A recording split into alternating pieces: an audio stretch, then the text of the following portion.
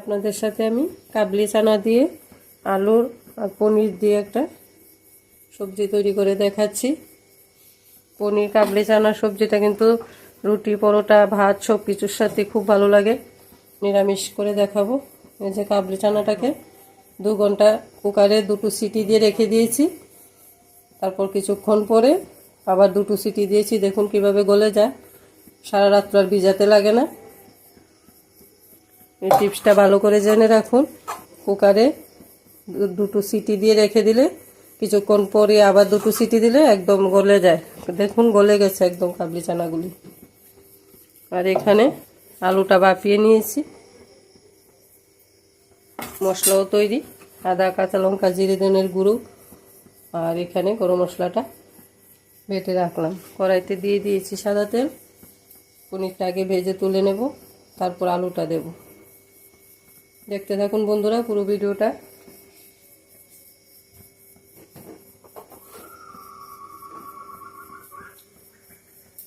দিয়ে দিয়েছি কড়াইয়ের মধ্যে একটু নুন, যাতে তেল ছিটে না আসে গায়ে।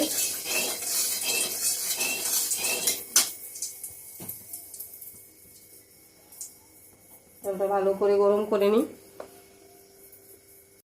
বন্ধুরা আমি এখানে 1.5 কিলো নিয়েছি পনির, ডিবির পনিরটা নিয়েছি। আপনারা ইচ্ছে করলে মিষ্টি দোকানের পনিরটা নিতে পারেন। দিয়ে দিচ্ছি একটু গোলমরিচের গুঁড়ো। পনিরটা কিন্তু বেশি ভাজবেন না, তাহলে রোটা হয়ে যায়, খেতে ভালো লাগে না। সবসময় পনির হালকা ভেজে তুলে নিলে খেতে ভালো লাগে।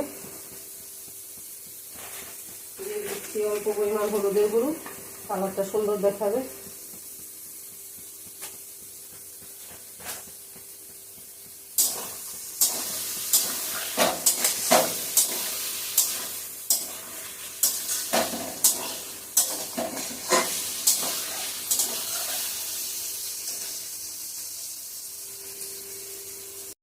দেখুন বন্ধুরা পনিরটা একদম হালকা ভেজে তুলে নিলাম।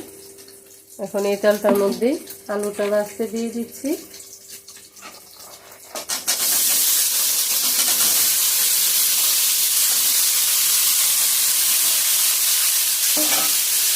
দিয়ে দেবো পরিমাণ হলুদ,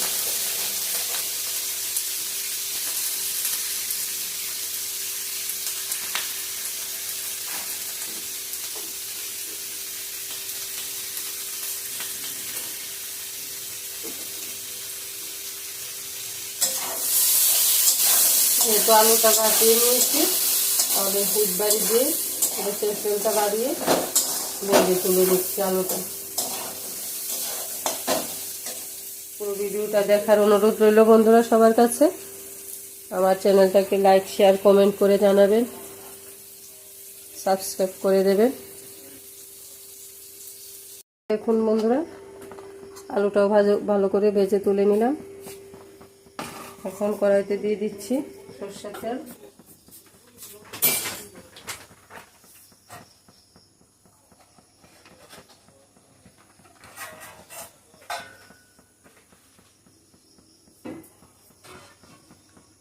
ফোড়নটা দিয়ে দিচ্ছি বন্ধুরা।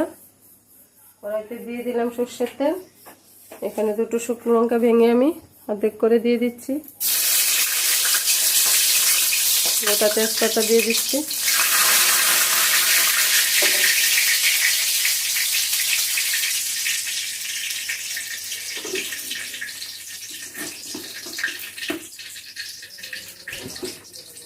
আস্ত জিরে ফোড়নে দেবো। শুকনো লঙ্কাটা একটু ভাজা হয়নি, দিয়ে দিচ্ছি আস্ত জিরে।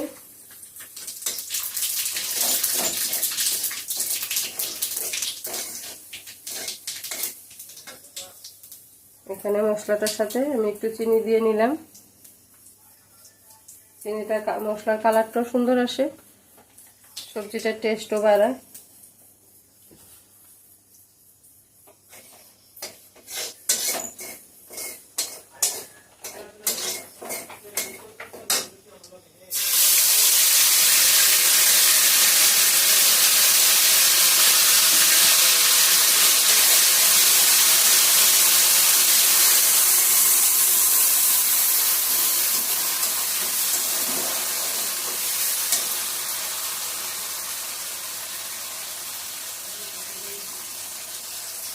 এখানে দিয়ে দিচ্ছি একটু হলুদ গুঁড়ো,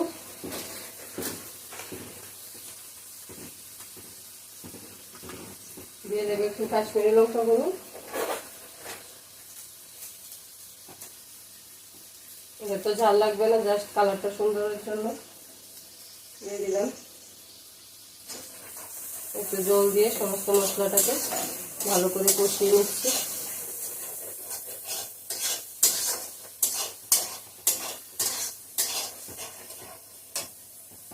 গ্যাসের হিটটা মিডিয়াম করে দিচ্ছি। মশলাগুলো কষানো হয়ে গেছে, এখন দিয়ে দিচ্ছি একদম 1 চামচ পরিমাণ টক দই। ভালো করে ফেটিয়ে নিলাম। কখনো ফ্রিজের টক দই ব্যবহার করবেন না, রুম টেম্পারেচারে রাখা টক দইটা ব্যবহার করবেন।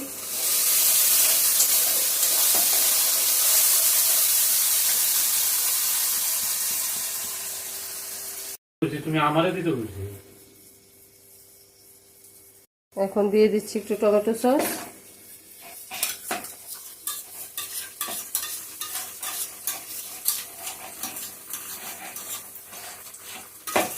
কোনোটা বেশি দেবেন না, পরিমাণ অনুসারে দেবেন পনির কতটুকু।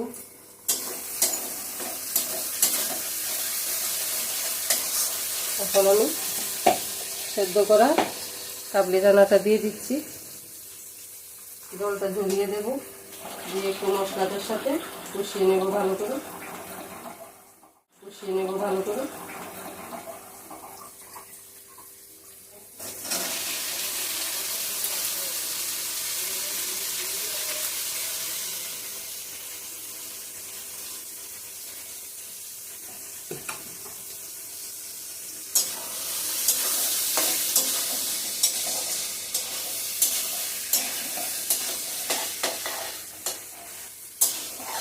এখন আমি একটু গোলমরিচের গুঁড়ো অ্যাড করব।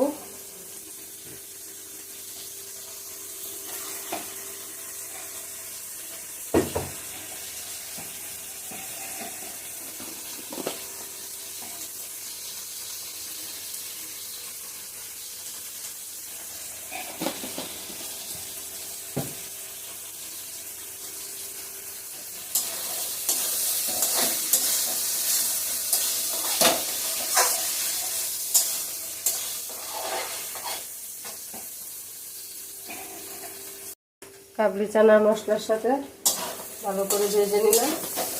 এখন আলু আর পনিরটা দিয়ে একটু নাড়াচাড়া দিয়ে তারপর জল দিয়ে দেবো।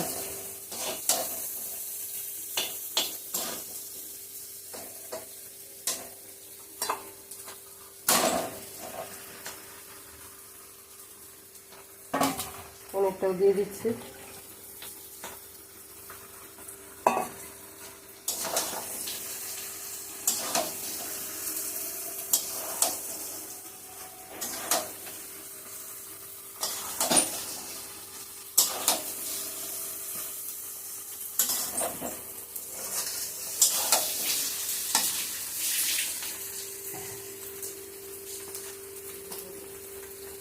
বন্ধুরা, মশলা সবজি একসাথে ভালো করে কষানো হলে সবজির টেস্টই আলাদা আসছে। দেখুন কালারটা কত চেঞ্জ হয়ে গেছে, মশলা কষানোটা একদম পারফেক্ট হয়েছে। এখন আমি জলটা দিয়ে দেব। জলটা একটু বেশি দিতে লাগবে, কারণ সেদ্ধ করা আলু কিন্তু জল টানে। আর যেহেতু চানা মটরগুলোও বেশি সেদ্ধ হয়ে গেছে, তাহলে ঝোলটা একদম ঘন হয়ে আসবে। বেশি ঘন ঝোলও ভালো লাগে না সব সবজির মধ্যে। এই সবজিটা কিন্তু রুটি, পরোটা, ভাত সব কিছুর সাথেই খুব ভালো লাগে খেতে, পোলাও। আমি এখানে টমেটো সস ব্যবহার করেছি, আপনারা ইচ্ছে করলে টমেটো পেস্ট করেও দিতে পারেন বা একদম কুচিয়েও দেওয়া যায়।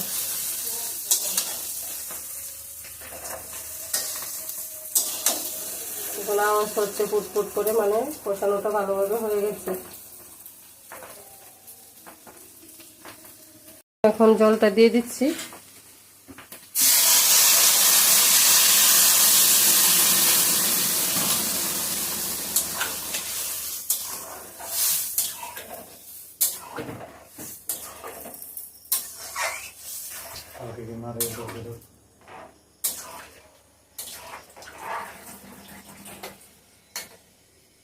দিয়ে দিচ্ছি নুন,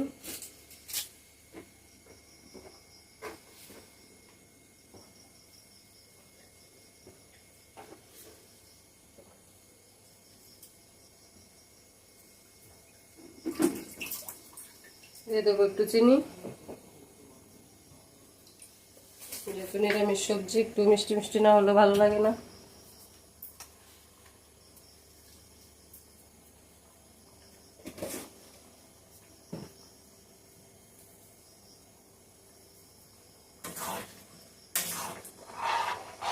সবজি সবগুলি আমার ভালোভাবে সেদ্ধ করা আছে, তার জন্য বেশিক্ষণ ফোটানোর দরকার লাগবে না, জাস্ট ঝোলটা ফুটে আসুক। দেখুন বন্ধুরা, তরকারি কিন্তু আমার হয়ে এসেছে। এরকম পাতলা না রাখলে ঠান্ডা হলে কিন্তু এগুলি আরও শুকিয়ে যাবে, রুটি ভাত কোনোটার সাথে ভালো লাগবে না শুকিয়ে গেলে। আর এই পর্যায়ে আমি নামিয়ে নেব। এখন দিয়ে দিচ্ছি 1 চামচের মতো ঘি, বেশি দেব না আমি।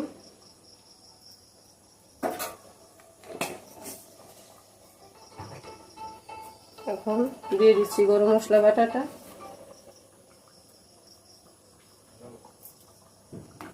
আর দিয়ে দেবো আমি শুকনো খোলা একটা মশলা তৈরি করে রেখেছিলাম, জিরে, আস্ত ধনে, মৌরি, একটা শুকনো লঙ্কা, গোটা গোলমরিচ, এগুলি শুকনো খোলায় ভেজে গুঁড়ো করে নিয়েছি। এখন দিয়ে দেবো উপর দিয়ে ছড়িয়ে।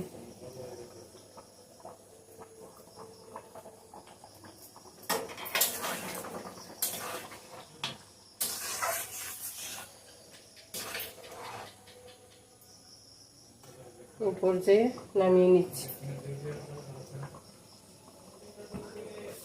নামিয়ে দেখাচ্ছি বন্ধুরা।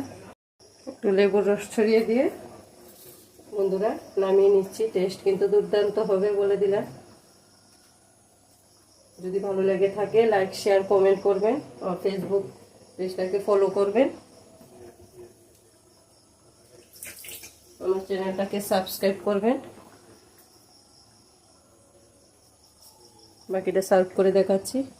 দেখুন বন্ধুরা, একটু কসুরি মেথি ছড়িয়ে দিয়ে সার্ভ করে দেখিয়ে দিলাম। কীরকম লাগছে বলুন। এরকমভাবে প্লিজ একদিন ট্রাই করবেন, খেতে কিন্তু দুর্দান্ত লাগে। সেটা আপনি বলবেন খাওয়ার পর।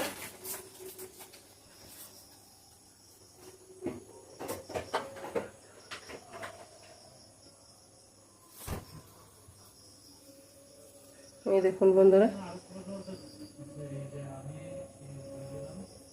আমার ভিডিওটা আজকে এখানে শেষ করি। যদি ভালো লেগে থাকে লাইক শেয়ার কমেন্ট করবেন, তার মাধ্যমেই জানবো। তাহলে আজকের ভিডিও এখানে শেষ। ভালো থাকেন, সুস্থ থাকেন সবাই। পরের কোনো রেসিপির সাথে আবার দেখা হচ্ছে।